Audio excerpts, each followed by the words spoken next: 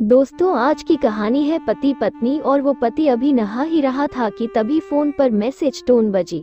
पत्नी मोबाइल के पास में ही खड़ी थी, उसका ध्यान फोन की तरफ गया। उसने सहज ही फोन उठाकर मैसेज पढ़ा।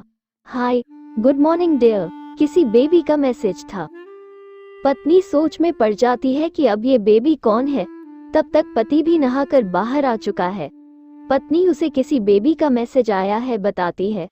पति मुस्कुरा देता है, फोन उठाकर उस मैसेज का रिप्लाई करता है, hi baby, how are you, और अपने काम में लग जाता है।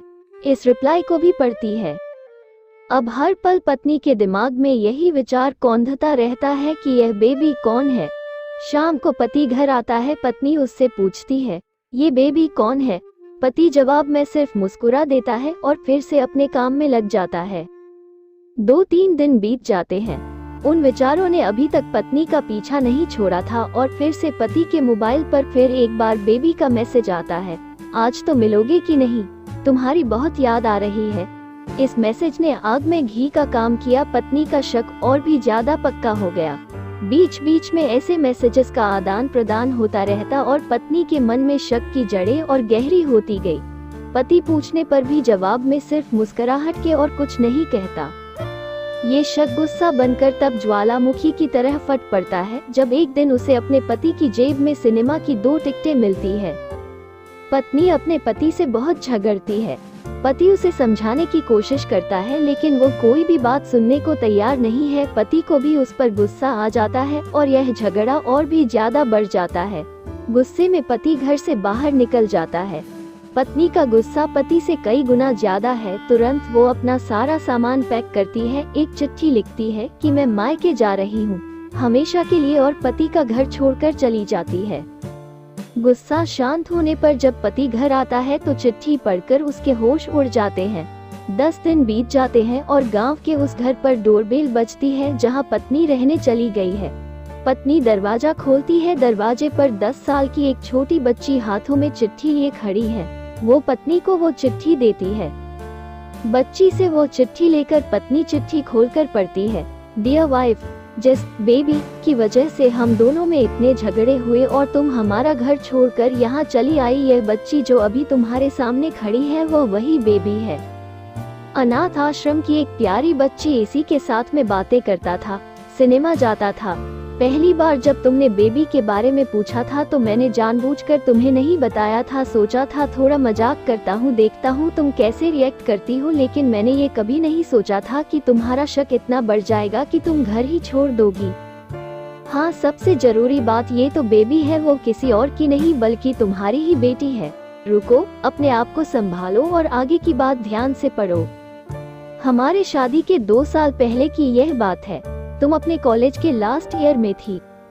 तुम्हारे प्रोफेशन में नोट्स लेने के बहाने तुम्हें बुलाया था और तुम्हें चाय में इन नशीली दवा खिलाकर ना करने वाला काम किया था। इसमें तुम्हारी कोई गलती नहीं की थी, लेकिन कुदरत ने अपना काम किया और तुम्हारे पेट में इस बेबी को डाल दिया। काफी प्रयास करने पर भी अबॉर्शन नहीं हुआ तो तुम्हारे घर वालों ने समाज के डर से तुम्हें 6 महीने तक घर में ही रखा। तुम्हारे पिताजी खुद एक डॉक्टर है, इसलिए ये बिन मांगा बच्चा बड़ी आसानी से बिना किसी को कनोकान खबर हुए इस दुनिया में आया। भविष्य में तुम्हारी शादीशुदा जिंदगी में कोई प्रॉब्लम ना हो, इसलिए तुम्हारे पिता ने इस बच्चे को गांव के एक अनाथ आश्रम में छोड़ दिया। ये बच्चा मतलब यही बेबी जो अभी तुम्हारे सामने खड़ी है। अगर अभी भी विश्वास नहीं हो रहा है तो इस बच्ची के गाल का वो तिल देख लो जो शायद तुमने उसे आखिरी बार रोते हुए देखा होगा, या फिर अपने पिताजी से पूछ लो। पत्नी जल्दी से उस बच्ची को पास में लेकर उसके गालों का तिल देखती है। उसका मन भर आता है, उसकी आंखों में आंसू आ जाते हैं, लेकिन अभी भी चिट्ठी बाकी है, इसलिए वो आगे पढ़ती है। मुझे पता है अभी भी तुम्हारे मन में ये सवाल उठ रहा होगा कि यह सब मुझे कैसे पता। तुम्हें बता दूं कि यह सब तुम्हारे खुद के पिता ने ही अपने मन में उठ रहे पश्चाताप को शांत करने के लिए शादी के 1 महीने पहले मुझसे मिलकर सारी बात मुझे बताई थी। उन्होंने ये भी कहा था कि अगर मैं चाहूँ तो शादी से इनकार कर सकता हूँ। मैं स्वीकार किया क्योंकि इस पूरी घटना में तुम्हारी कोई भी गलती नहीं थी और हमारी शादी हो गई। तुमने मुझे बहुत प्यार दिया, लेकिन तुम्हारे पिता से बेबी के बारे में जानने के बाद मैं उसे मिले बिना नहीं रह पाया। मैं बीच बीच में उससे मिलता था, उससे मिलना, उसके साथ समय बिताना मुझे अच्छा लगता था। कितनी प्यारी बच्ची, बिना किसी गलती के क्यों सजा भुगते, बस इसलिए मैं उसे थोड़ी सी खुशी देने की कोशिश करता था। बस मुझे इतना ही कहना था। अब अगर तुम फिर से अपने घर आकर मेरे साथ रहना चाहो तब और सिर्फ तभी गैलरी में आ जाओ, तुम्हारा और सिर्फ तुम्हारा डियर पति। बिना एक क्षण की भी देरी के पत्नी दौड़कर गैलरी में पहुंची और रास्ते पर उसका पति एल खड़ा था। उसके चेहरे पर मुस्कान थी, पत्नी की आंखों में आंसू थे। कारण कुछ भी हो, अपने दोनों के बीच में कभी भी सबको थोड़ी सी भी जगह मत दो, क्योंकि दुनिया में हर बीमारी का इलाज है, लेकिन शक नाम की बीमारी का कोई इलाज नहीं है। मन शांत रखो, जो भी मन में आए एक दूसरे को बताओ।